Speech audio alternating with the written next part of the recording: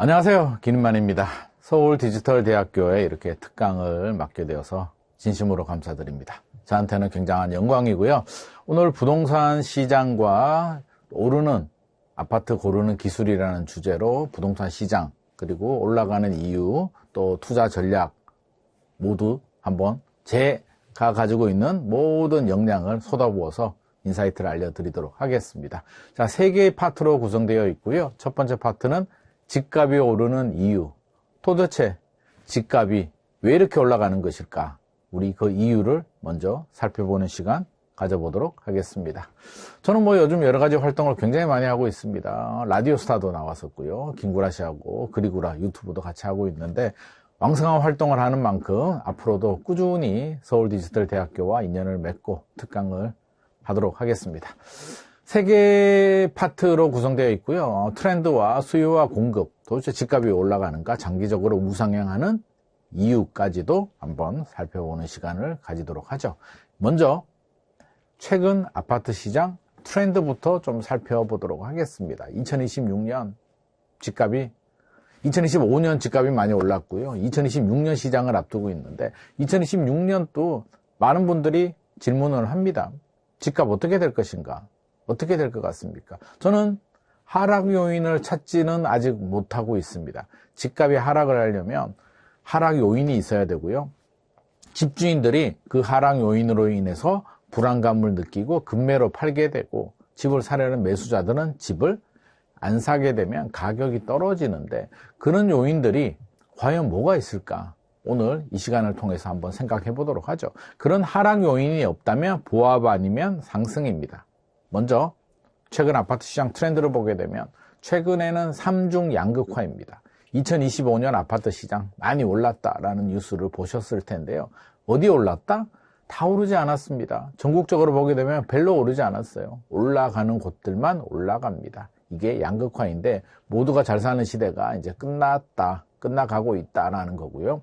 먼저 서울과 지방의 양극화가 굉장히 심각합니다. 지방에 가보게 되면 아니 도대체 무슨 소린가, 집값이 언제 올랐다고 그러느냐 라는 이야기들을 많이 하고 있는데 서울에 계시는 분들, 특히 서울의 한강벨트에 거주하시는 또는 집을 사려고 하시는 분들은 도대체 집값이 왜 이렇게 올라가나 막 하소연을 하고 있습니다. 또 신축과 구축의 양극화도 굉장히 심해지고 있죠. 서울에서는 느끼지 못하는데 그 느끼지 못하는 이유는 구축 아파트들은 재건축, 재개발을 통해서 개발이 되면서 호재가 되기 때문에 서울은 신축도 올라가고 구축도 올라갑니다만 지방으로 가게 되면 신축 아파트는 3억, 5억씩 가는데 구축 아파트는 1억, 1억도 안 하는 아파트들도 있습니다. 격차가 굉장히 벌어지고 있고요. 아파트와 비아파트 격차도 차이가 벌어지고 있습니다. 비아파트는 전세 사기 우려 때문에 굉장히 어려움을 겪고 있는데 아파트는 전세 매물이 없어서 지금 난리도 아닙니다. 그래서 아파트와 비아파트의 양극화도 심해지고 있다. 한강벨트가 이제 우리가 시장을 좀 분석하게 될 때 왜 노력을 해도 집을 못 사는 것인가 이런 얘기는 많이 하는데 이제 서울, 특히 서울에서 강남 3구, 용산구, 마포, 성동, 광진, 강동구, 동작구 같은 한강벨트 지역들은 이제 소득시장에서 자산시장으로 변하고 있습니다. 이게 무슨 말이냐면 열심히 노력해서 돈을 모아서 대출 좀 받아서 살 수 있는 시장에서 어떤 부모님한테 부의 대물림, 증여나 상속을 받거나 내가 원래 아파트를 하나 가지고 있거나 다른 부동산을 가지고 있어서 이 자산을 가지고 레버리지를 일으켜서 갈아타는 이런 분들 아니라면 실제로 한강벨트에 진입하는 게 이제 상당히 어려워졌다. 벽이 느껴지시죠? 계층 사다리가 좁아지고 있다. 이렇게 좀 이해를 하셔야 될 것 같고요. 좀 긴장을 좀 해야 되는 상황입니다. 초양극화라고 하죠. 자, 부자 동네는 더 올라갑니다. 압구정, 반포 같은 핵심 지역들은 저는 이게 아파트는 필수제잖아요. 주식 같은 경우는 선택제 해도 되고 안 해도 되는데 아파트는 필수제인데 반드시 내 집 마련을 위해서 필요한 거고요. 내 집 마련을 못하게 되면 이제 전세, 월세라도 이제 거주를 해야 되기 때문에 집은 반드시 필요한 필수제인데 압구정, 반포 같은 완전 핵심 지역들은 사치제 같습니다. 에르메스나 샤넬 같은 느낌이죠. 그러면 꼭 안 사도 되지만 능력이 되는 분들은 사고 싶습니다. 사고 싶으면 사야죠. 그러니까 이 사치제 시장은 가격 천장이 사실상 없다라고 봐야 될 것 같습니다. 그냥 앞으로 몇 년 지나면 100억 아파트도 나올 겁니다. 물론 압구정의 대형 평형들이 뭐 가격대가 130억도 나옵니다만 전용 84가 100억이 나오는 시대가 저는 몇 년 남지 않았다고 봅니다. 그 정도로 사치제 시장은 천장이 없다는 거 우리가 염두를 해둬야 되고요. 이 사치제 시장이 천장이 없게 되면 어떤 현상이 발생하냐면 나머지도 따라서 올라가는 현상들이 나옵니다. 그래서 서울에서 적어도 한강벨트 지역들은 이 사치제 시장이 꺾이지 않는 한 어느 정도의 키 맞추기 따라갈 가능성은 높다라는 점은 알고 있어야 되고요. 동일 세대 안에서도 이제 양극화가 발생합니다. 30대가 상반된 통계가 나옵니다.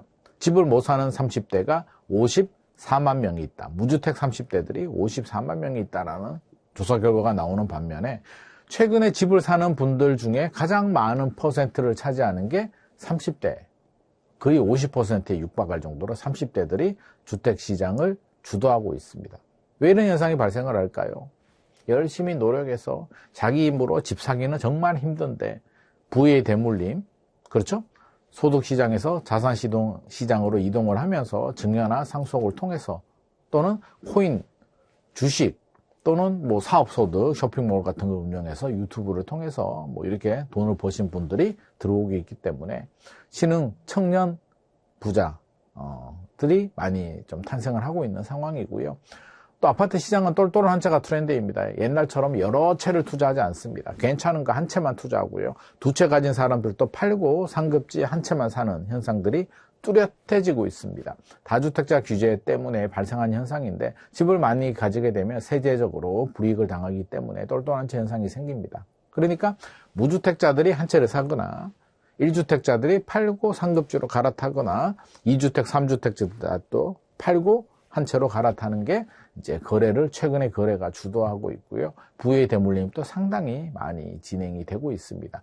증여가 예전에는 부모님이 결혼할 때 좀 도와주고 마지막에 돌아가실 때 상속을 해주는데 요즘은 자녀분들이 30대 정도 되면 거의 부모님들이 알아서 증여를 해주는 현상들이 빈번히 발생을 하고 있습니다. 그래서 이렇게 시장 흐름이 최근 몇 년간 급변하고 있다는 점은 우리가 좀 예의주시를 해야 될 것 같습니다. 최근에 조사 결과를 보게 되면 월급 한 푼도 안 쓰고 모아서 서울 아파트 사는데 14년이 걸린다고 합니다. 자, 이걸 잘못 해석하게 되면 14년 동안 열심히 노력하면 난 내 집 마련할 수 있겠네? 라고 생각할 수도 있는데, 자, 생각을 해보자고요. 연평균 한 가구당 평균 정도가 7,500만 원 정도 된다고 합니다. 7,500만 원 가구가 부부 맞벌이 하든지 중위가격 아파트 10억 5천만 원 살려면 14년이 걸린다고 하는데 한 푼도 안 써야 되잖아요. 어떻게 월급을 한 푼도 안 씁니까? 20%만 세이브하면 70년이 걸립니다. 대출을 받는 게 유일하게 레버리지를 줄이는 방법이죠. 그 레버리지라는 게 시간의 레버리지를 줄이는 방법입니다. 대출이나 전세를 끼고 사게 되면 70년이 아니라 35년, 20% 모아서 35년 아니면 더 빨리도 할 수도 있는데 문제는 최근에 대출도 안 나온다는 거죠. 대출 없이 집 사는 건 불가능하고 대출도 잘 안 나오기 때문에 집 사는 걸 거의 포기하는 분들이 늘어나고 있다는 게 좀 안타까운 현실입니다. 그래서 실제로 돈 모아서 집 산다는 건 불가능하고요. 어떻게든 전세를 끼고 사든 대출이 나올 때 생애 최초는 70%까지 나오니까 최대한 레버리지를 활용해서 이 기간을 단축시키는 게 핵심인 것 같습니다. 30대부터 이제 양극화가 발생한다고 하죠. 서울 아파트 평균 매매가가 12억 4천인데 LTV 40% 하면 최초 7억 4천만 원 정도 필요하잖아요. 그러니까 LTV가 40이니까 60%의 돈을 마련해야 되는데 2024년 통계 기준으로 수도권 전체 가구 평균 순자산이 5억 4,738만 원입니다. 실질적으로 집 사기가 굉장히 힘들어졌다라는 게 통계도 나오고 있고요. 30대가 무주택 가구 추이가 52만 7천 명인데 아마도 2024년 통계니까 2025년 통계는 54만 명 정도 될 것으로 예상하고 있습니다. 그래도 영리치는 산다는 거죠. 살 사람들은 산다. 30대 비중이 50%, 2030, 20대까지 포함하게 되면 60% 정도들이 집은 삽니다. 부모님으로부터 부에 대물림, 코인, 주식, 쇼핑몰, 유튜브 통해서 이렇게 수익을 얻고 있는 상황입니다. 더 문제는 뭐다? 집값이 올라가게 되면 집 안 사면 그만이죠. 아유, 나 올라서 비싸서 못 사겠어. 안 사면 그만인데, 문제는 전세와 월세 가격이 올라갑니다. 이게 상당히 고통스럽습니다. 매우. 왜냐하면 정부가 규제를 굉장히 강화합니다. 전세 대출도 규제하고, 또 신축 아파트들은 소유권 이전 조건부 대출을 규제하죠. 이게 뭐냐면 신축 아파트에 세입자가 들어오게 되면 그 세입자는 전세 대출을 받을 수가 없습니다. 대출 받기가 굉장히 힘들어져요. 규제가 강화되니까 집 못 사겠어. 그냥 전세로 가야겠어. 매매 수요가 전세로 이동하게 되면서 전세 수요는 증가하게 되고요. 입주 물량도 감소합니다. 2024년보다 2025년은 좀 괜찮았는데 2026년부터 입주 물량이 급감하죠. 아마 3년에서 5년 정도 입주 물량이 부족할 것 같습니다. 입주 물량도 부족하고 대출 규제 때문에 입주하기도 어렵고 자연스럽게 갱신 계약을 하시는 분들이 늘어나죠. 그러니까 전세 매물이 줍니다. 입주 물량도 안 나오고 기존에 살던 분들은 눌러 앉아버리니까 신규 또는 기존 매물들이 안 나옵니다. 전세 매물 감소하게 되고요. 전세 매물 감소하니까 전세 가격이 상승하게 되고 자연스럽게 월세 가격도 상승합니다. 안타깝게도 2025년 월세 비중은 63% 정도 됩니다. 이게 2021년에 43%였으니까 완전히 3분의 1에서 3분의 2로 이제 임대차의 비중 중에 월세가 트렌드 주도를 하고 있는 상황이고요. 부동산 알리리사에서 조사를 했는데 2026년 아파트 시장 전망을 하니까 52%가 상승 전망을 했고요. 14%가 하락 전망을 했습니다. 자, 이게 굉장히 의미가 큽니다. 나머지는 이제 보합 정도로 예상을 했는데 한번 따져보죠. 상승 전망을 하신 분들이 무슨 이유로 어떤 생각으로 상승 전망을 했나 보니까 핵심 지역들, 서울이죠. 한강벨트 지역들은 그래도 올라갈 가능성이 높다. 기준금리가 인하될 가능성이 높다. 서울이나 수도권 도심 지역들은 공급이 부족하다. 대출 규제나 여러 가지 규제로 인해서 매물 잠김, 매물이 안 나오죠. 매물 잠김 현상이 심하다. 급매물 위주로 실수요자들은 산다. 풍선 효과가 생긴다. 이런 나름대로의 타당한 이유를 들어서 52% 정도 되시는 분들이 상승을 전망했고요. 하락을 전망하시는 분들의 얘기를 좀 들어보게 되면 14%밖에 되지 않습니다만 대출 규제로 매수세가 약화됐다. 이렇게 얘기를 합니다. 근데 약화는 됐죠.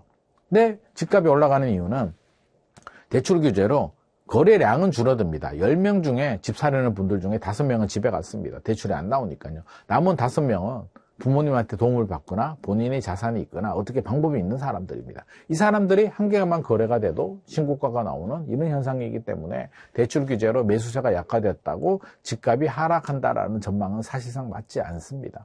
경기 침체 가능성, 경기가 침체되면 집값이 바로 떨어질까요? 경제가 폭망하지 않는 한 불안하면 불안할수록 침체 가능성이 있다면 더 안전자산을 추구하기 때문에 오히려 똘똘한 지역으로 더 똘똘한 한 채로 수요가 더 몰리게 됩니다.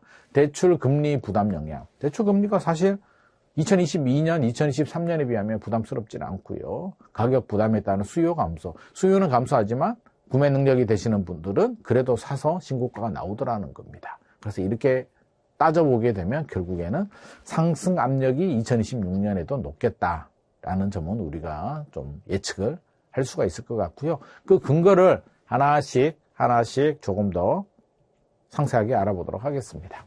오른쪽 그래프가 서울이고요. 왼쪽 그래프가 부산인데 서울과 부산이 줄어들긴 하는데 서울은 2025년이 입주 물량이 가장 많았고요.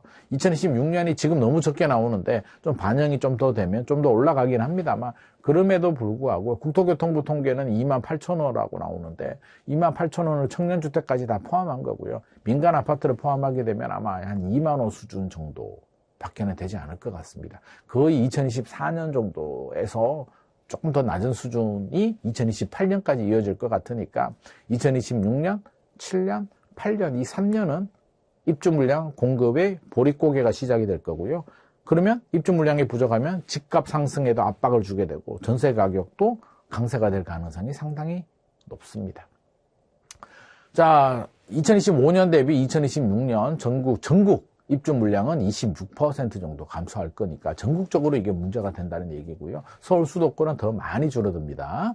전세 매물도 줄어들게 되죠. 서울은 18%가 줄어들 것으로 예상이 되고요.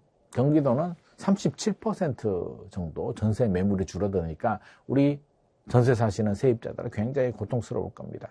전세 매물을 찾기가 하늘의 별 따기이기 때문에 미리 계약을 하시든 집 사실 능력이 되시는 분들은 집을 사시는 게 좋을 것 같고요.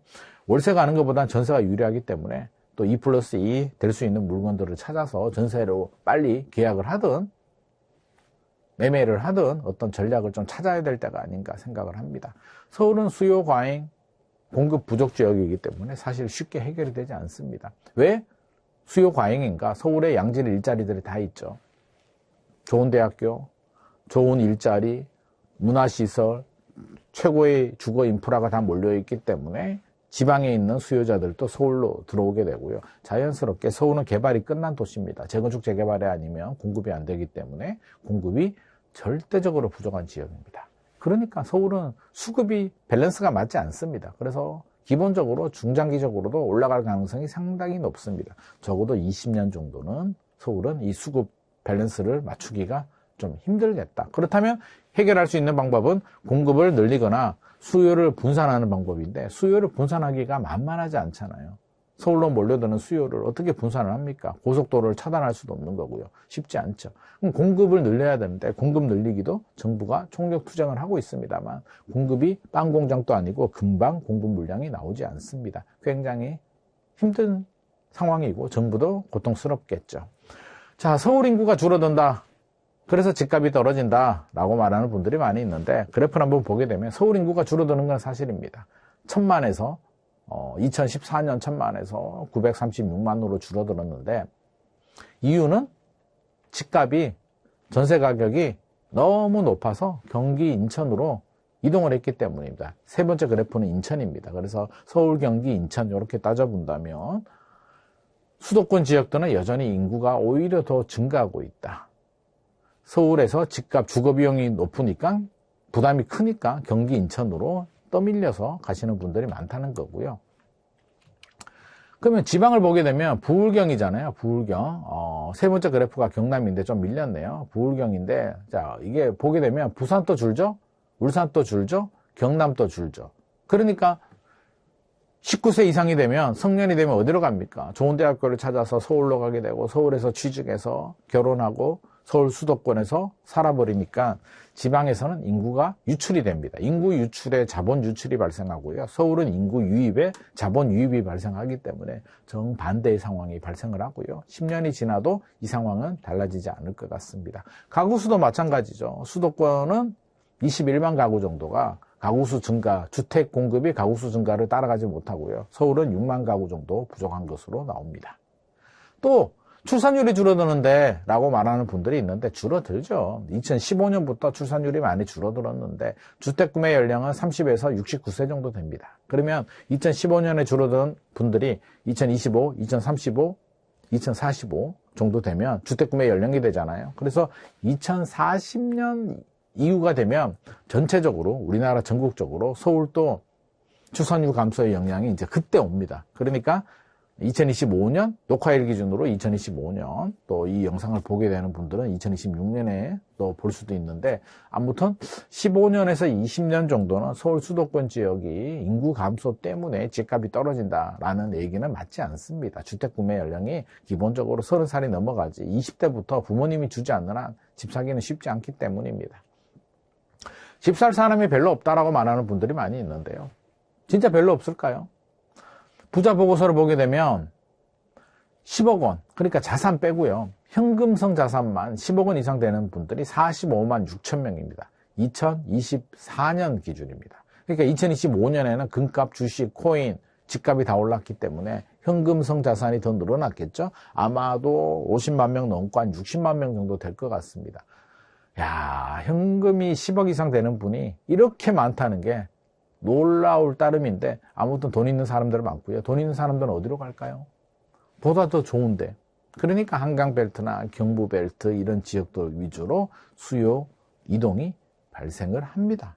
예전처럼 아무데나 사고 주택수를 뭐 두채, 세채 막 늘리는 시대도 아닙니다. 규제가 너무 많기 때문에 똘똘한 한 채로 가게 된다면 이 돈 있는 사람들이 이렇게 많은 사람들이 300억 이상 되는 사람들도 한 10,000명 정도인데 실제는 저는 더 많다고 생각합니다. 코인 부자들도 많이 있기 때문입니다. 이분들이 갈 수 있는 그 최고의 입지의 아파트는 그렇게 많지 않습니다. 그래서 항상 그 사치제 시장, 최고의 시장은 여전히 공급이 많이 부족한 상황이고요. 서울도 여전히 공급이 부족합니다. 집값은 장기적으로 우상향한다라는 이야기를 많이 하는데요. 왜 집값은 우상향하죠? 일단 기본적으로 인플레이션, 그러니까 물가가 올라가는 것만큼 화폐 가치가 떨어집니다. 우리가 요 점은 좀 생각을 해야 됩니다. 그래서 10억 원의 돈을 그대로 금고에 넣어두고 10년이 지나게 되면 명목 가치는 10억이 그대로인데 실질 가치는 7억 4천으로 떨어집니다. 그 얘기는 역설적으로 10억 원이 실물 자산인 아파트를 사게 되면 10년이 지나서 14억, 15억 가는 건 크게 많이 올랐다고 볼 수는 없고요. 그냥 인플레이션 방어를 한 겁니다. 그렇게 생각을 하셔야 돼요. 그래서 화폐 가치 하락이 반영이 된다. 거기에 분양가는 올라갑니다. 서울 평균 분양가가 4,700이라는데 분양가가 올라가는 게 최근에 환율이 또 불안하잖아요. 수입 물가, 시멘트, 철근값 올라가죠. 인건비 당연히 올라가죠. 거기에 또 물가 상승분도 반영이 되고 최근에 또 친환경이라고 하죠. 친환경도 돈이고요. 안전, 중대재해법. 안전하게 지으려면 어떻게 해야 되나요? 공사기간이 길게 많은 사람들을 투입을 해야 되니까 모든 게 다 돈입니다. 복지. 그래서 결국에는 분양가는 내려가기는 힘들다. 올라갈 일만 있다. 분양가가 일시적으로 내려갈 때는 시장이 완전히 얼어붙어서 건설회사들이 안 팔리니까 울며 겨자 먹기로 가격 할인을 해야 되는데 그거는 일시적인 현상이고요. 분양가는 꾸준히 올라갑니다. 예전보다도 올라가는 속도가 더 빨라지고 있죠. 모든 요인들이 복합적입니다. 분양가 내리려면 물가도 잡아야 되고요. 친환경도 안 해야 되고요. 노동자 안전도 무시해야 되고요. 수입 물가도 더 내려야 되고 여러 가지가 있는데 쉽지 않잖아요. 그렇죠? 자, 금리도 지금 트렌드를 보게 되면 한국은행이 2025년 마지막 금통위 11월 금통위 때 또 동결을 했습니다. 집값 문제와 환율 문제, 물가를 고민을 해서 금리를 못 내렸는데 왜 내리려고 하느냐? 오히려 올려야 되는 거 아니냐라고 얘기를 하는데 금리를 올리면 집값은 안정될 수는 있죠. 집값은 안정되는데 미국이 내리고 있는데 우리만 올려가지고 지금 안 그래도 경제 상황이 상당히 좋지 않은데 더 힘듭니다. 그래서 우리만 기준금리를 올릴 수도 없는 거고요. 지금 경제를 생각하면 내려야 되는데 집값과 환율 이런 문제 때문에 또 못하고 있으니까 결국에는 동결입니다. 2025년 11월 금통위 때 의견이 반반이 나왔습니다. 2026년 인하 전망이 3명 나왔고요. 동결 전망이 3명 나왔습니다. 결국에는 인상 기조는 아니다는 점은 일단 부동산 입장에서는 긍정적이다라고 평가를 할 수가 있고요. 금리 인하 기조가 얼마 내리느냐도 중요한데 인상으로 바뀌느냐가 굉장히 중요합니다. 그래서 인상 기조가 바뀌는지를 2026년에도 좀 예의주시를 할 필요가 있을 것 같고요. 기준금리가 내리면 대출금리가 좀 내려가는데 기본적으로 대출금리가 3%대 초반 정도 또는 3% 이하로 내려오게 되면 굉장히 투자 심리에 자극을 주기 때문에 정부도 3% 중반대 이하로는 안 내려오도록 기준금리는 내리더라도 대출금리는 안 내리도록 아마 은행들과 협의를 해서 노력을 하지 않을까 조심스럽게 예상을 해봅니다. 자, 유동성 얘기도 안 할 수는 없죠. 유동성. 최근에 제가 만나는 분들은 한결같이 그 얘기를 합니다. 불안하다고 얘기를 합니다. 현금이 5억 있는 분들도 불안하고요. 10억 있는 분들도 불안하고요. 20억 있는 분들도 불안하답니다. 왜 불안하냐라고 물어보니까 자, 나는 열심히 노력해서 돈을 이렇게 모았는데 주식을 산 친구도 돈을 벌었고 금을 산 친구도 돈을 벌었고 집을 산 친구도 돈을 벌었고 코인을 한 친구도 돈을 벌었는데 열심히 노력해서 돈을 모은 나만 벼락거지가 될 것 같은 두려운 마음. 이 불안감 때문에 2026년에 집을 많이 삽니다. 이러다가 더 올라갈 것 같다. 그렇다고 해서 평생을 모은 돈을 주식을 하기에는 너무 공격적이고 모험이 크잖아요. 코인은 더 불안하고. 그렇다고 또 이제 와서 금을 살까요? 금값이 최근에 급등했는데 결국에는 필수제인 집은 하나 있어야겠다는 생각 때문에 집을 삽니다. 그러니까 이게 유동성의 힘이거든요. 왜 집값도 오르고 주식도 오르고 코인도 오르고 금값도 오를까? 유동성인데 유동성 증가를 보게 되면 일단 KDI는 통화량이 1% 늘면 집값은 0.9% 상승한다라는 조사 결과가 나왔는데 미국이 돈을 많이 풀거든요. M2 우리가 현금화할 수 있는 통화량, M2 통화량 증가율보다 우리나라 M2 증가율이 더 높습니다. 절대 수치는 뭐 미국이 금액은 더 크겠습니다만 상승률은 우리가 더 높다는 점은 최근에 환율의 우리나라 달러 대비 그 원화 환율이 안 좋잖아요. 원화 가치가 떨어지고 있는데 이 통화량이 급격히 증가하는 부분도 분명히 저는 영향이 있다고 생각합니다. 그래서 이런 점을 고려해 보면 이게 2026년 집값 떨어지기, 특히 서울에 집값 떨어지기가 쉽지 않겠다라는 생각이 들고요. 20년간 서울 아파트 거래량을 실거래 가격 추이를 보게 되면 노란색이 서울이고요. 파란색이 지방인데 2011년에서 2018년까지가 지방이 좀 살짝 높았고요. 2018년 이후부터는 서울이 절대적인 강세, 오히려 격차가 더 벌어지고 있는데 지방 또 어느 정도 때가 되면 아마도 제 생각에는 미분양과 입주 물량이 소화가 되면 지방이 바닥은 찍은 것 같고요. 한 2, 3년 정도 더 지나면 2028년 이후가 되면 격차는 좀 줄일 수도 있을 것 같습니다. 서울이 좀 안정이 되면 지방이 격차는 줄인데 완전히 역전하기는 좀 쉽지 않겠다라는 생각이 들고요. 여기서 중요한 거는 글로벌 금융위기 때 20년 동안 글로벌 금융위기 때 집값 한번 2008년도에 떨어졌고요. 2011년, 13년도에 2차 하락이 있었고요. 최근 2022년 하반기에 미국이 기준금리 올리면서 급등하면서 떨어졌습니다. 3번, 20년 동안 3번의 하락이 있었는데 글로벌 금융위기 때는 6개월에서 1년 정도 집값이 떨어졌고요. 2차 하락 때는 2년 정도. 2022년 기준금리를 급격히 올렸을 때는 1년 정도 집값이 떨어졌습니다.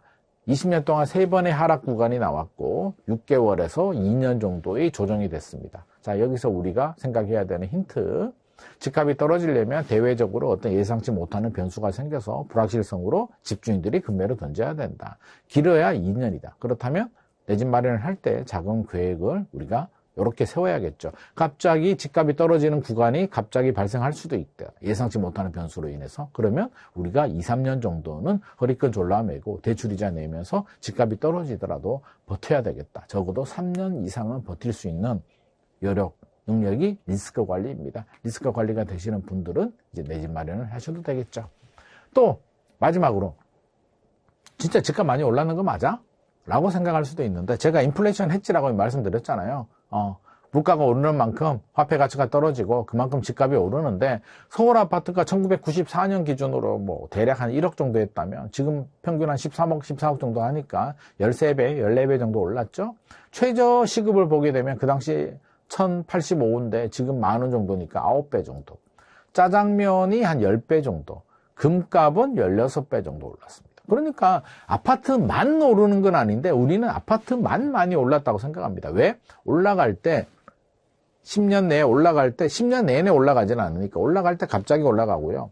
금액이 크니까 억 단위로 올라가다 보니까 아파트가 많이 오른 것처럼 생각하는데 실제로는 그렇지는 않다. 그래서 아파트 버블론을 제기하시는 분들 보게 되면 일시적인 하락 구간이 나올 수는 있습니다만 이게 무조건 떨어져야 된다라는 당위성을 가지면 안 될 것 같습니다. 그래서 항상 마음에는 수요가 뒷받침되는 곳들은 장기적으로 우상향한다. 언제라도 떨어지는 구간, 불확실성 변수가 생기면 떨어지는 구간이 나올 수는 있으니까 리스크 관리는 해야 된다라는 점을 생각을 해둔다면 큰 도움이 될 것 같습니다. 자, 이렇게 첫 번째 파트는 이렇게 마무리가 하도록 하고요. 자, 두 번째 파트에서 또 만나 뵙도록 하겠습니다.